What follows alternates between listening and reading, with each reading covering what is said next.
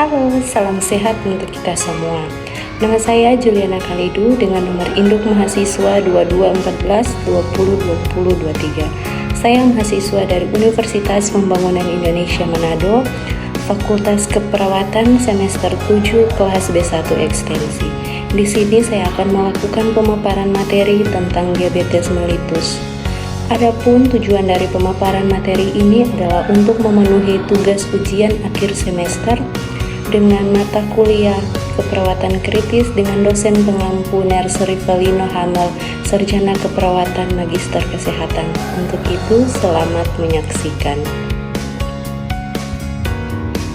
Diabetes mellitus adalah penyakit yang ditandai dengan terjadinya hiperglikemia dan gangguan metabolisme karbohidrat, lemak, dan protein yang dihubungkan dengan kekurangan secara absolut atau relatif dari kerja dan atau sekresi insulin.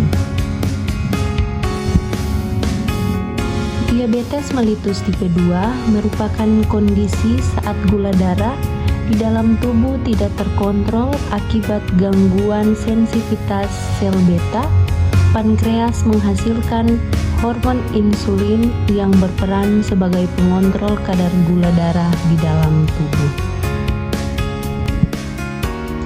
Adapun penyebab dari penyakit diabetes mellitus itu dibagi menjadi 7. Yang pertama, kelainan genetik. Yang kedua, usia. Yang ketiga, pola hidup dan pola makan. Yang keempat, obesitas. Yang kelima, gaya hidup stres. Yang keenam, penyakit dan infeksi pada pankreas.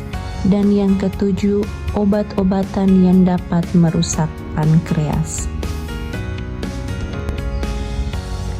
Patofisiologi dari diabetes mellitus dikaitkan dengan ketidakmampuan tubuh untuk merombak glukosa menjadi energi karena tidak ada atau kurangnya produksi insulin di dalam tubuh. Insulin adalah suatu hormon pencernaan yang dihasilkan oleh kelenjar pankreas dan berfungsi untuk memasukkan gula ke dalam sel tubuh untuk digunakan sebagai sumber energi. Pada penderita diabetes mellitus, insulin yang dihasilkan tidak mencukupi sehingga gula menumpuk di dalam darah. Dalam patofisiologi diabetes mellitus tipe 2, terdapat beberapa keadaan yang berperan, yaitu yang pertama, resistensi insulin. Diabetes mellitus tipe 2 bukan disebabkan oleh kurangnya sekresi insulin, namun karena sel-sel sasaran insulin gagal dan tidak mampu merespon insulin secara normal. Keadaan ini lazim disebut sebagai resistensi insulin. Resistensi insulin banyak terjadi akibat obesitas dan kurangnya aktivitas fisik serta penuaan. Yang kedua, disfungsi sel beta pankreas. Pada awal perkembangan diabetes mellitus tipe 2, sel beta menunjukkan gangguan pada sekresi insulin fase pertama. Artinya sekresi insulin gagal mengkompensasi resistensi insulin. Apabila tidak ditangani dengan baik, pada perkembangan selanjutnya akan terjadi kerusakan sel-sel beta pankreas. Kerusakan sel-sel beta pankreas akan terjadi secara progresif, seringkali akan menyebabkan defisiensi insulin, sehingga akhirnya penderita memerlukan insulin oksigen.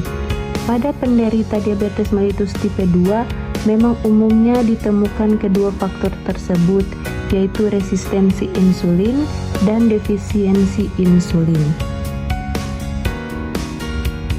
Klasifikasi dari diabetes mellitus dibagi menjadi 4, yaitu diabetes mellitus tipe 1, diabetes mellitus tipe 2, diabetes mellitus tipe lain, dan diabetes mellitus gestasional.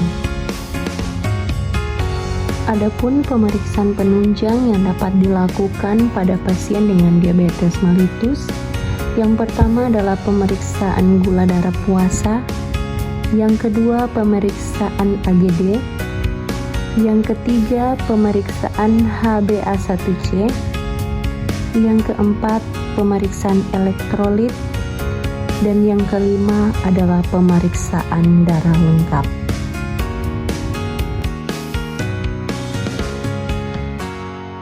Halo semuanya, selamat datang di Universitas Pembangunan Indonesia Manado. Nah, Universitas Pembangunan Indonesia Manado ini terletak di Jalan Walter Mangosidi 6 nomor 129 Bahu Lingkungan 2. Dan lokasi Universitas Pembangunan Indonesia Manado ini sangat strategis di pusat kota Manado. Universitas Pembangunan Indonesia Manado ini juga memiliki gedung yang sangat megah dengan 7 lantai yang terdiri dari ruangan kantor, ruangan kelas, laboratorium keperawatan, laboratorium komputer, laboratorium bahasa, perpustakaan, dan juga terdapat rooftop di lantai paling atas. Universitas Pembangunan Indonesia Manado ini juga memiliki 6 fakultas dan program studi.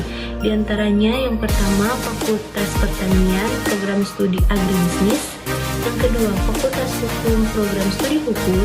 Yang ketiga Fakultas Teknik, program studi teknik elektro dan teknik sipil. Yang keempat Fakultas Ilmu Sosial, Ilmu Politik, program studi ilmu politik. Yang kelima Fakultas Sastra, program studi sastra Inggris.